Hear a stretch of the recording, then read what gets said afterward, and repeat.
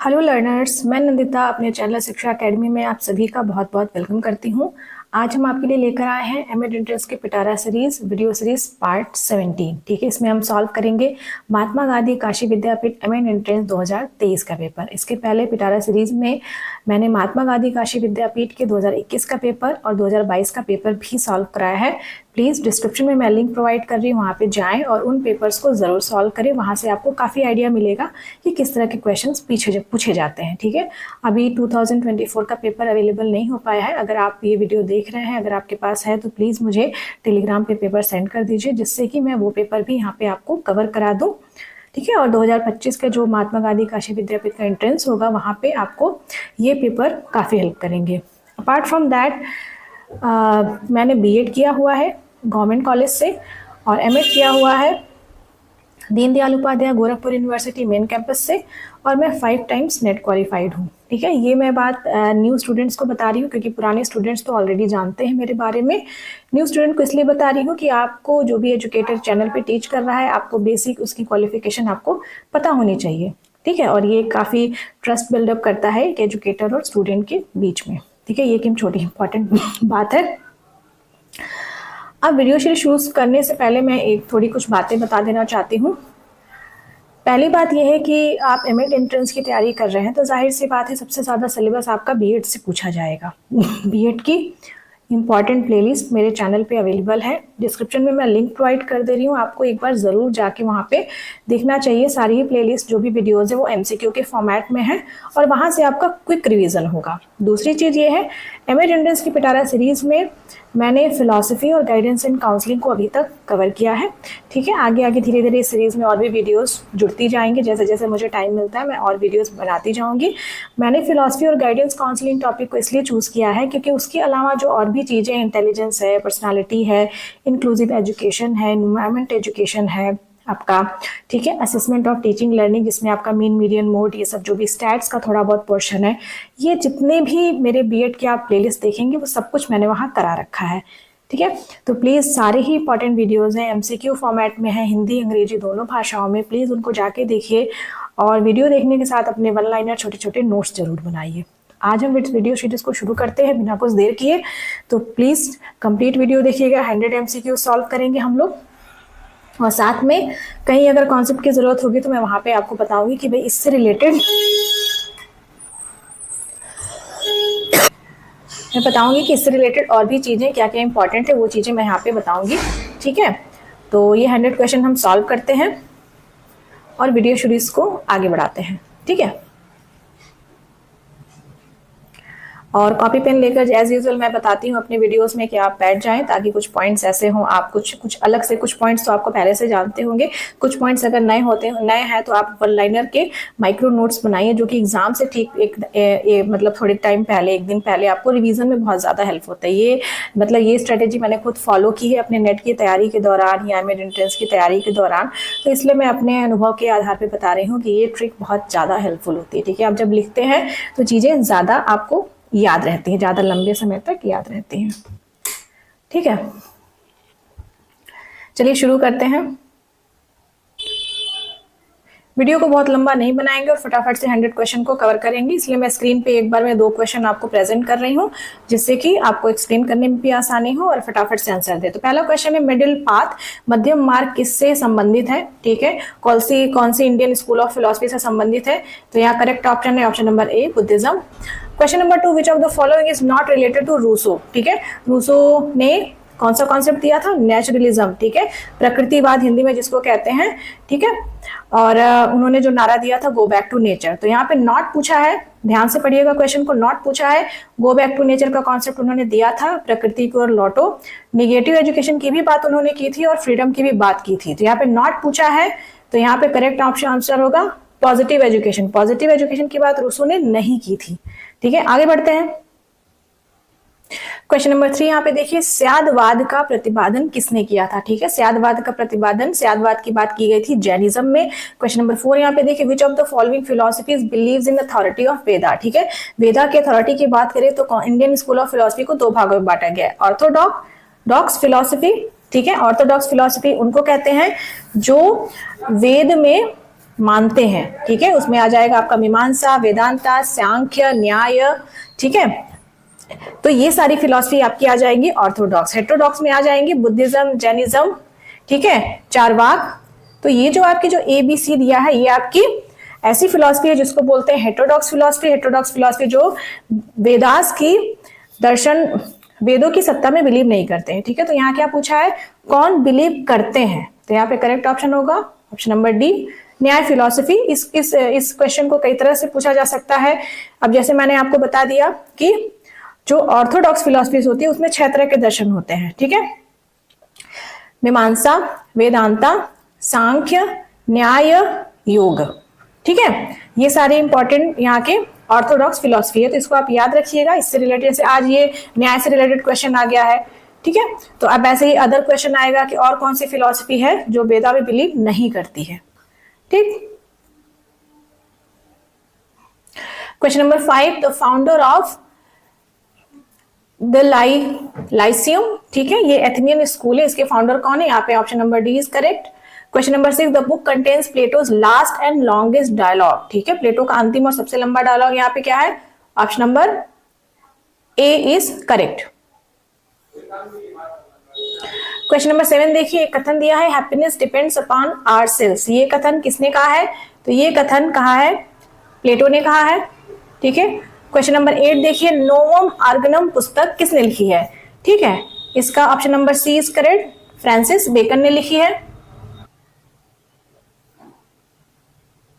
Question number 9, most opponent of idealism, ठीक है, आदर्शवाद का सर्वाधिक विरोधी कौन सी वेस्टर्न स्कूल ऑफ फिलॉसफी है, option number B is the correct, realism है, ठीक है। How we think book is written by, किसके द्वारा लिखी गई है हाउ वी थिंक बुक, ये बहुत फेमस बुक है, जॉन डीवी। इनकी एक और किताब है डेमोक्रेसी एंड एजुकेशन, ठीक है। और अभी मैंने पुरानी वीडियोस में इनकी 2 और किताबों की बात की है, जिन लोगों को वो याद है प्लीज कमेंट सेक्शन में बताइए, ठीक है, जिसमें मैंने एजुकेशनल थिंकर्स में जॉन डीवी का के बारे में काफी सारे एमसीक्यूज बताए हैं आपको, वहां पे आपको वो 2 किताबों के नाम वहां पे मिल जाएंगे। आगे बढ़ते हैं, ठीक है। क्वेश्चन नंबर 11 की बात करें, education is the development of good moral character, ये किसके द्वारा कहा गया है, ये कहा गया ऑप्शन नंबर डी, हर्बर्ट के द्वारा, ठीक है। और क्वेश्चन नंबर 12, मदर्स आर, माताएं आदर्श अध्यापिकाएं हैं और घर पर दी जाने वाली अनौपचारिक शिक्षा ही सबसे अधिक प्रभावशाली व स्वाभाविक है, ये कहा गया है फ्रोबेल के द्वारा, ठीक है। Option number C is the correct answer. Question number 13 देखिए, who has propounded the self theory of personality, ठीक है, इसका करेक्ट आंसर है आपका option number C is the correct answer, Carl Rogers, ठीक है।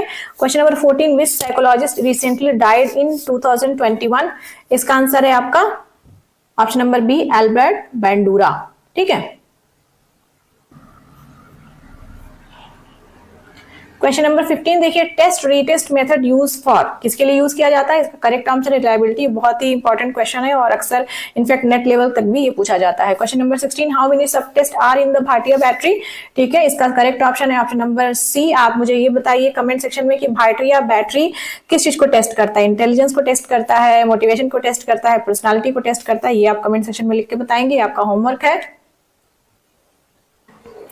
Who gave the concept of experimental neurosis, ठीक है, 17 का करेक्ट आंसर है ऑप्शन नंबर ए, पावलोव, इवान पावलोव, ठीक है।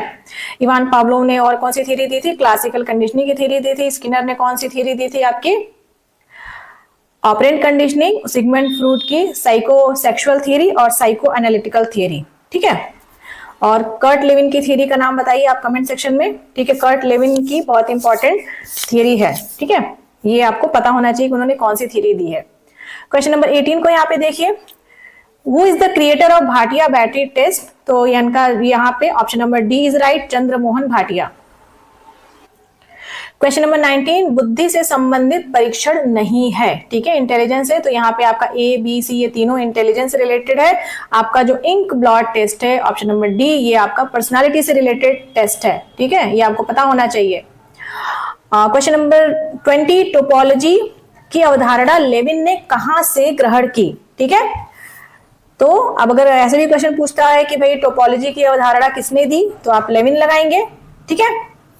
उसके बाद यहाँ पे पूछा है कि अवधारणा कहां से उन्होंने ली, तो इसका करेक्ट आंसर है आपका option number B, maths,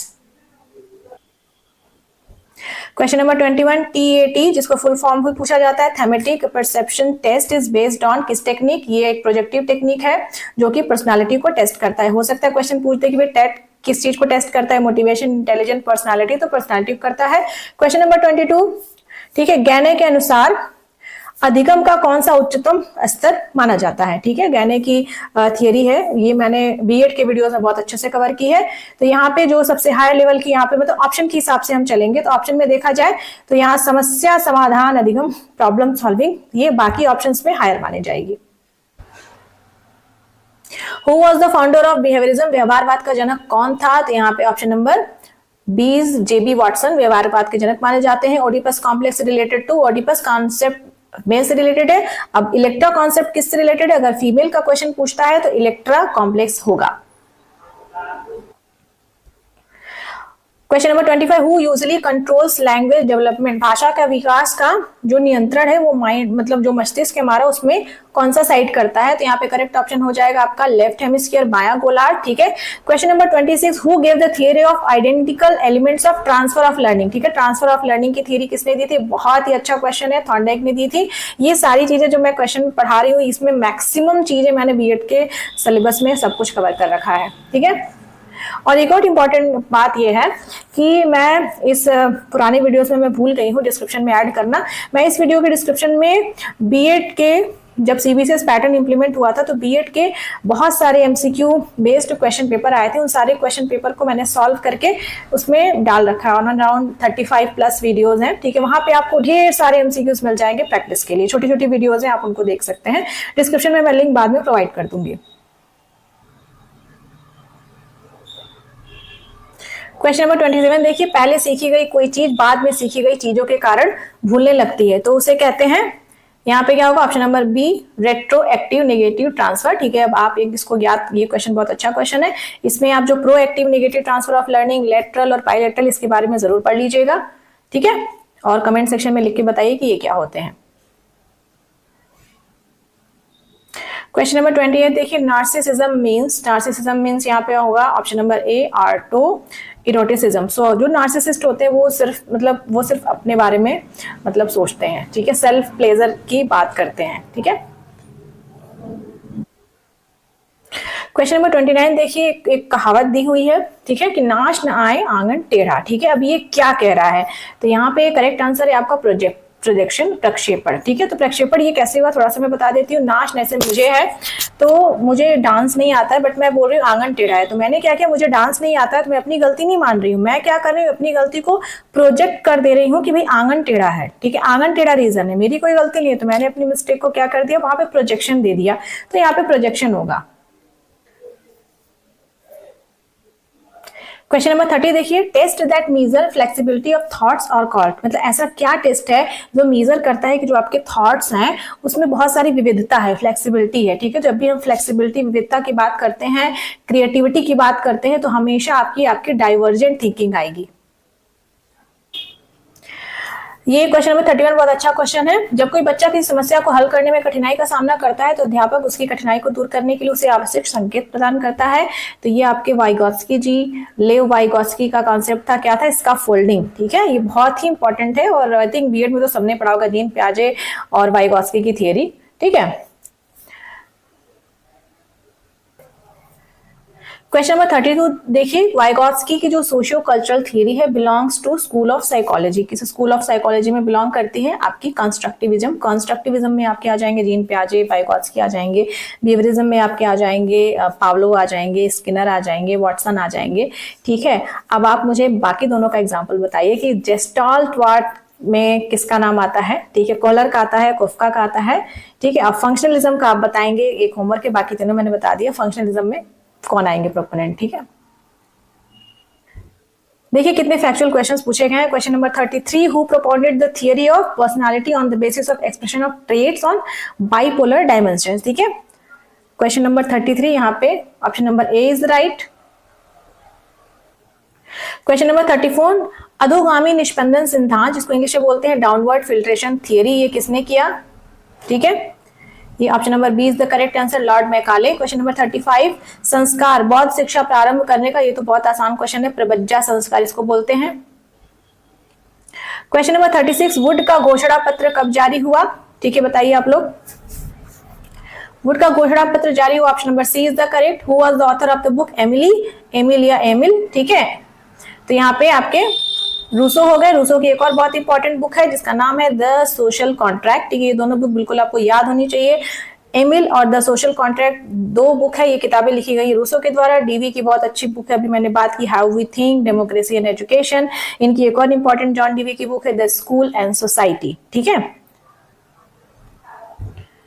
question number 38 देखा है, प्रकृतिवाद ने किस शिक्षण प्रकृति पद्धति को जन्म दिया? ह्यूरिस्टिक मेथड, खोज विधि, क्योंकि वो बोलते हैं कि बैक टू नेचर, बच्चे को स्कूल की जरूरत नहीं है। नेचुरलिज्म में क्या बोलते हैं? बच्चे को स्कूल की जरूरत नहीं है, जो पेरेंट्स हैं वो नेचुरल टीचर है, ठीक है। स्कूल की जरूरत जब एडोलेसेंस में जाता है उसके बाद पड़ती है, चाइल्डहुड तक बिल्कुल स्कूल की जरूरत नहीं है। तो उन्होंने ह्यूरिस्टिक मेथड, बच्चा खुद से नेचर में एक्सप्लोर करता है और सीखता है, ठीक है। तो खोज विधि होगा। हंटर कमीशन वाला आंसर होगा 1882। देखिए इंपॉर्टेंट कमीशंस के डेट आप लोग याद करिएगा, क्वेश्चन से पता चल रहा है कि भाई इस तरह के क्वेश्चंस यहाँ पे पूछे गए हैं। और मैं जो भी पेपर सॉल्व करा रही हूँ, मैं खुद पा रही हूँ कि जो अगर आप मेरे सारे बीएड के वीडियोस देखते हैं ना, तो आप काशी विद्यापीठ के एमएड एंट्रेंस एग्जाम में, जो कि बिल्कुल फैक्चुअल है, बहुत अच्छा परफॉर्म करेंगे। In fact UET PG MEd entrance में पिटारा सीरीज देखते हैं और जो भी वीडियोज देखते हैं तो आप उसमें बहुत अच्छा परफॉर्म करेंगे, क्योंकि मैंने अपनी वीडियोज में हिंदी इंग्लिश माध्यम में फैक्चुअल चीजें भी बताई हैं अलॉन्ग विद द कॉन्सेप्ट्स, ठीक है। Question number 40, operation blackboard. Operation blackboard has been started. ये ऑपरेशन ब्लैकबोर्ड शुरू किया गया है प्रारंभिक शिक्षा के लिए। अब आप ईयर बताइए, ईयर बहुत ज्यादा इंपॉर्टेंट है। Question number 41, the father of creativity, आप क्या हो जाएंगे? टॉरेंस, ठीक है। क्वेश्चन नंबर 42 देखिए, वह अंक जिसकी पुनरावृत्ति किसी वितरण में सबसे अधिक बार होती है, ठीक है, बार बार होती है। तो बहुत आसानी है, मैंने assessment of teaching and learning वाली जो वीडियो है, जिसमें आई थिंक 10-12 वीडियो, उसमें मैंने बहुत अच्छे से स्टैटिस्टिक्स को कवर किया है। प्लीज जाइए उसको देखिए, और वहां पे बहुत अच्छे से मैंने कवर किया है। तो यहाँ पे आ जाएगा मोड, ठीक है। गोखले बिल भी प्राइमरी एजुकेशन से रिलेटेड था, ठीक है। Question number 44, who develop ink blot test, ठीक है। इंक ब्लॉट टेस्ट एक पर्सनालिटी का टेस्ट है, ठीक है। यहाँ पे option number D is the correct. 45 देखिए, branching program was originated by, ठीक है। ब्रांचिंग प्रोग्राम किसके द्वारा कहा गया, दिया गया? नॉर्मन ए क्राउडर, ये इनका पूरा नाम है, ठीक है। ये प्रोग्राम लर्निंग का एक पार्ट है, ब्रांचिंग प्रोग्रामिंग, ठीक है। इसमें आपकी लीनियर प्रोग्रामिंग आती है जो स्किनर ने दिया है, ब्रांचिंग प्रोग्रामिंग आती है जो क्राउडर ने दिया है, उसके बाद एक मैथेटिक प्रोग्रामिंग आती है जो आई थिंक गिलबर्ट का है। क्वेश्चन नंबर 46 देखिए, the concept of cultural lag किसने दिया है? आपका ऑकबर्न एंड निमकॉफ ने दिया है। Reliability is an essential requirement for, भाई जहां भी अगर वैलिडिटी है, कोई भी टेस्ट अगर वैलिड है तो ऑटोमेटिक वो रिलायबल होगा, ठीक है। अभी हमने थोड़ी देर पहले बात की, टेस्ट रीटेस्ट मेथड किसमें है? रिलायबिलिटी में है। हु इन्वेंटेड टेलीविजन, दूरदर्शन का आविष्कार, ये तो बचपन में पढ़ा था, जेएल बियर्ड। वेदों की ओर लौटो, ये नारा दिया है स्वामी दयानंद सरस्वती ने। फॉर्मल एजेंसीज ऑफ एजुकेशन, ये आपका स्कूल हो गया है। फॉर्मल एजेंसीज में आपका स्कूल आ जाएगा, इनफॉर्मल में आ जाएगा जो आप घर में सीखते हैं डे टू डे एक्टिविटीज में, और नॉन फॉर्मल में आ जाएगा आपका जैसे कि ओपन एजुकेशन है, ठीक है, या किसी ओपन स्कूलिंग मेथड से आप पढ़ाई करते हैं, वो आपका नॉन फॉर्मल में आ जाएगा। टैगोर द्वारा स्थापित शैक्षणिक संस्था का वर्तमान नाम पूछा है, करेंट नाम, बहुत ध्यान से देखिएगा, करेंट नाम, ठीक है। शांति निकेतन नहीं लगा दीजिएगा, यहाँ पे option number C is the correct one, ठीक है। वर्तमान नाम, करेंट का नाम विश्व भारती होगा। Education is a life long process, किस सेंस में बोला गया? लाइफ लॉन्ग, वाइडर सेंस में, क्योंकि लंबे समय की बात हो रही है, बहुत वाइडर की बात हो रही है, नैरो की बात नहीं हो रही है, ठीक है। कोठारी कमीशन किस वर्ष नियुक्त किया गया, ठीक है। ये तो बहुत लड्डू क्वेश्चन, 1964। पाठ्यक्रम संरचना का आधार है बेस ऑफ करिकुलम कंस्ट्रक्शन, तो यहाँ पे सारे ही बेसिस होते हैं, psychological basis of curricular construction, philosophical and sociological, तीनों ही होंगे। यहाँ पे मीडियन निकालने को दिया है, इस क्वेश्चन को आप जरूर सॉल्व कर लीजिएगा। इसका ऑप्शन नंबर C 5 आएगा, ठीक है। और ये आई थिंक ये ऑड नंबर है, ठीक है। तो ऑड नंबर है यहाँ पे, तो पहले आप असेंडिंग या डिसेंडिंग ऑर्डर पे निकालेंगे, ठीक है। उसके बाद ये ऑटोमेटिक 5 आ जाएगा, और इसका फॉर्मूला भी आप याद कर सकते हैं। अगर मीडियन निकालने को पूछा है तो मीन, मीडियन, मोड जरूर पढ़ लीजिए। और असेसमेंट ऑफ टीचिंग लर्निंग के नाम से एक प्लेलिस्ट है, बीएड की ही प्लेलिस्ट है, उसका भी लिंक मैं डिस्क्रिप्शन में प्रोवाइड कर दे रही हूँ, उसको आप जरूर देख लीजिएगा। स्टैटिस्टिक्स से क्वेश्चन पूछा ही जाता है, ठीक है। क्वेश्चन नंबर 56 देखिए, यहाँ मीन निकालने को पूछा है, इसको भी आप सॉल्व कर लीजिएगा। आप सभी को ऐड करेंगे और जितने नंबर है उसे डिवाइड करेंगे तो आपकी मीन आ जाएगी। 57 देखिए, 57 मेन यूनिवर्सल वैल्यू आर, मुख्य सार्वभौमिक मूल्य क्या है कि सारी चीजें सार्वभौमिक मूल्य, truth and righteous conduct, peace and love and non violence, ठीक है। ये बिल्कुल ही एक यूनिवर्सल वैल्यूज है जो सभी के अंदर होनी चाहिए। आगे बढ़ते हैं। Micro teaching is used for, micro teaching की भी एक इंपॉर्टेंट प्लेलिस्ट है, उसको भी मैं डिस्क्रिप्शन में प्रोवाइड कर दूंगी। माइक्रो टीचिंग किसके लिए यूज की जाती है? स्किल्स की बात की जाती है, ठीक है। जैसे skill of using black board, skill of probing questions, ठीक है। कितने तरह की वहां पे स्किल्स की, स्किल ऑफ स्टिमुलस वेरिएशन आपने पढ़ा होगा बीएड में, तो माइक्रो टीचिंग स्किल के लिए यूज की जाती है, ठीक है। माइक्रो टीचिंग के स्टेप्स भी याद कर लीजिएगा। माइक्रो टीचिंग का कॉन्सेप्ट किसने दिया था? ड्वाइट डब्ल्यू एलन ने, ठीक है। माइक्रो टीचिंग की प्लेलिस्ट में मैं नीचे डाल दे रही हूँ, बहुत अच्छे से आप देख सकते हैं वहां पे। क्वेश्चन नंबर 59 देखिए, 59 का ऑप्शन नंबर डी, ये तो एनईपी 2020 की बात कर रहा है, 5+3+3+4, ठीक है। एनईपी से भी रिलेटेड जो इंपॉर्टेंट वीडियो है उसको भी मैं डिस्क्रिप्शन में डाल देती हूँ, उसको एक बार जरूर देखिएगा, मैंने अपने नोट्स बना के वहां पे बताया है। क्वेश्चन नंबर 60 देखिए, वसुधैव कुटुंबकम का क्या अर्थ है? अंतरराष्ट्रीय सद्भाव। www का फुल फॉर्म है वर्ल्ड वाइड वेब। ये तो लड्डू क्वेश्चन, इसलिए मैंने पहले ही आंसर मार्क कर दिया। क्वेश्चन नंबर 62 देखिए, सहसंबंध गुणांक, जिसको इंग्लिश में बोलते हैं कोरिलेशन कोफिशिएंट, किसके किसके बीच होता है? -1 to +1। अगेन मैंने स्टैटिस्टिक्स में इसको कवर किया है। National institute for the visually handicapped, ये कहाँ पे है? ये आपका है देहरादून में। Option number D is right, Dehradun में है। 64 ब्रेल स्क्रिप्ट की किसने आविष्कार किया है? लुई ब्रेल ने, ठीक है। आरटी अधिनियम 2009 में कुल कितने अध्याय हैं? तो यहाँ पे आपके 7 चैप्टर्स हैं, ठीक है। ऑप्शन नंबर सी, ठीक है। ये याद रखिएगा कि राइट टू एजुकेशन जो एक्ट है 2009 है, वो लागू कब हुआ? पूछा गया है, बहुत अच्छा प्रश्न है। फर्स्ट नेशनल एजुकेशन पॉलिसी कब आई? 1968 में। सेकंड एजुकेशन पॉलिसी भी पूछ सकता है 1986 में, और उसके बाद जो आपकी 1986 की जो पॉलिसी है फिर उसको कुछ रिफाइन किया गया 1992 में। उसके बाद जो नई शिक्षा नीति आई, नई शिक्षा नीति 2020, ठीक है। और नई शिक्षा नीति के ड्राफ्टिंग कमेटी के चेयरमैन का नाम पूछा है, के कस्तूरी रंगन या रंजन। क्वेश्चन नंबर 68, ठीक है। क्लास 5 तक कौन सी लैंग्वेज को एक्सक्लूड कर दिया गया? इंग्लिश को एक्सक्लूड किया गया है। बात की गई है कि भाई जो बेसिक जो प्राइमरी लेवल है बच्चों को हम मदर टंग में पढ़ाएंगे, ठीक है। मानव संसाधन, ministry of human resource development, मानव संसाधन विकास मंत्रालय का नया नाम चेंज कर दिया गया, मिनिस्ट्री ऑफ एजुकेशन कर दिया गया है। क्वेश्चन नंबर 70 देखिए, फटाफट से करते हैं। अंतरराष्ट्रीय शिक्षा दिवस कब मनाया जाता है? तो ये मनाया जाता है 24 जनवरी को। और which is a type of audio visual, audio मतलब जिसमें आप सुन सकते हैं, जिसमें आप देख सकते हैं, तो जाहिर सी बात है टीवी है, रेडियो में तो आप सिर्फ सुन सकते हैं। OHP का फुल फॉर्म होता है ओवर हेड प्रोजेक्टर, जिसमें आप सिर्फ देख सकते हैं, ठीक है। एक मतलब मैंने OHP यूज किया हुआ है तो इसलिए मुझे काफी अच्छे से आइडिया है। क्वेश्चन नंबर 72, मानसिक रोगों से पीड़ित बालकों की बीमारी के कारकों का अध्ययन करने किससे किया जाता है? तो ये आपका किया जाएगा केस स्टडी मेथड से। बच्चों में चोरी करने की आदत को दूर किया जा सकता बच्चों में चोरी करने की आदत को दूर किया जा सकता है। आपको एग्जांपल्स देके दूर किया जा सकता है कि भाई देखो चोरी करोगे उससे पुलिस पकड़ के ले जाएगी, तो इस तरह से मतलब आप एग्जांपल्स दे करके आप बता सकते हैं। क्वेश्चन नंबर 74 देखिए, the symptom of problematic child क्या है? ठीक है, समस्यात्मक बच्चों का लक्षण क्या है? भाई स्टीलिंग होगी, फिजिकल डिफॉर्मिटी होगी, और वो मतलब काम करने में उनका कोई इंटरेस्ट नहीं होगा। तो option number D is the correct answer. अभी मैंने जो एजुकेशन पॉलिसी आई है, पहली पॉलिसी आई है 1968 में, दूसरी आई है 86 में। उसके बाद जो 86 की पॉलिसी है उसको रिव्यू किया गया 1992 में, ठीक है। तो वही उसी से रिलेटेड क्वेश्चन पूछा गया है कि who reviewed the program of action of national education policy 1986। तो यहाँ पे ऑप्शन है राममूर्ति, ठीक है, सॉरी राममूर्ति कमेटी। यहाँ पे अगर ईयर की बात करें तो 1992, ठीक है। ये बहुत रिलेट करके याद करेंगे, बहुत अच्छे से आप कर सकते हैं। क्वेश्चन नंबर 76 देखिए, जुवेनाइल डेलिक्वेंसी नाम की एक बुक है, उसके लेखक कौन है? यहाँ पे आ जाएगा ऑप्शन नंबर सी, ठीक है, टप्पन। 77 को देखिए, राष्ट्रीय शिक्षा नीति को लागू करने वाला पहला राज्य कर्नाटका है। ये बहुत ही फेमस बुक है, the principle of educational sociology.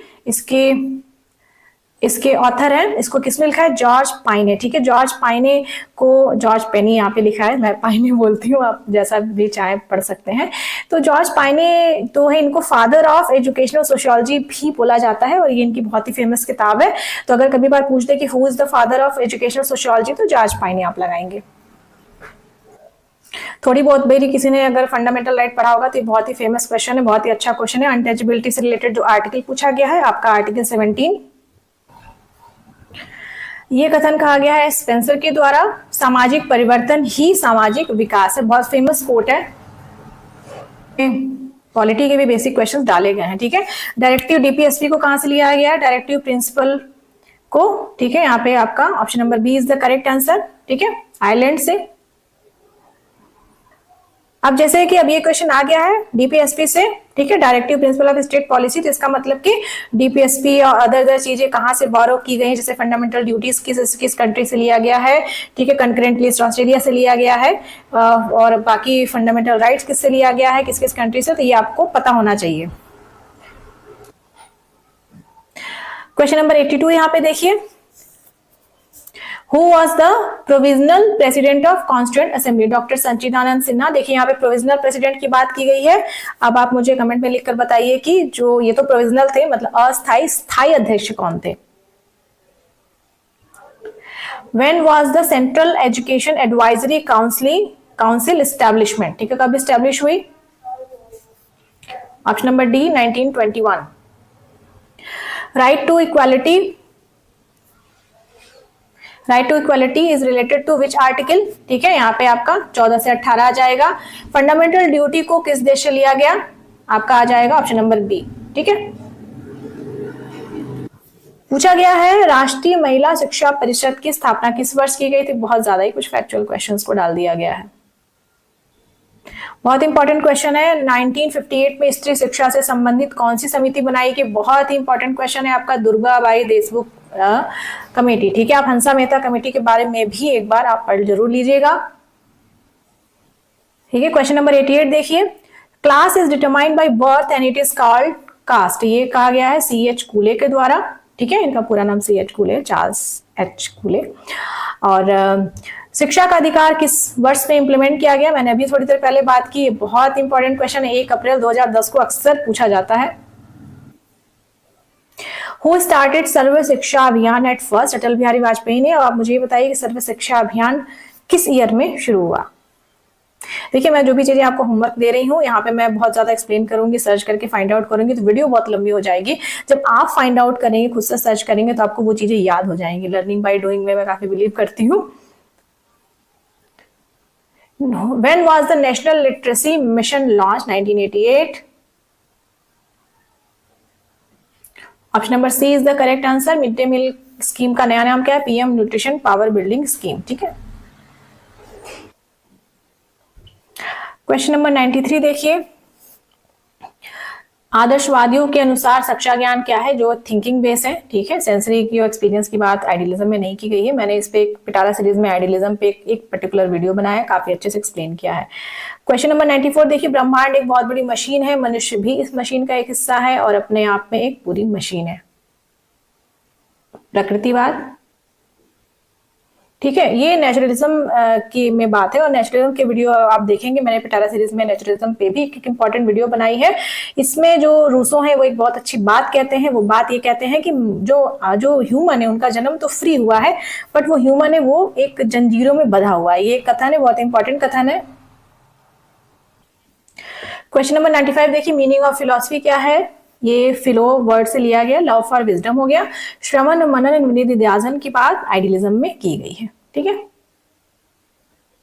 अब ये क्वेश्चन काफी फंसाने वाला दिया, all of the above option दिया है। यहाँ रियलिज्म की बात हो रही है। The realist propounded the following theory. तो रियलिज्म क्या करते हैं? नॉलेज फॉर लाइफ की बात करते हैं। प्रोग्रेसिव एजुकेशन की बात किसने की थी? यहाँ पे आपका प्रैग्मेटिज्म आ जाएगा, प्रयोजनवाद। ठीक है, जिसके प्रोपोनेंट है जॉन डीवी। ठीक है, question number 99, the teachers place is behind the curtains. Ross, ये किससे रिलेटेड है? नेचुरलिज्म से रिलेटेड है।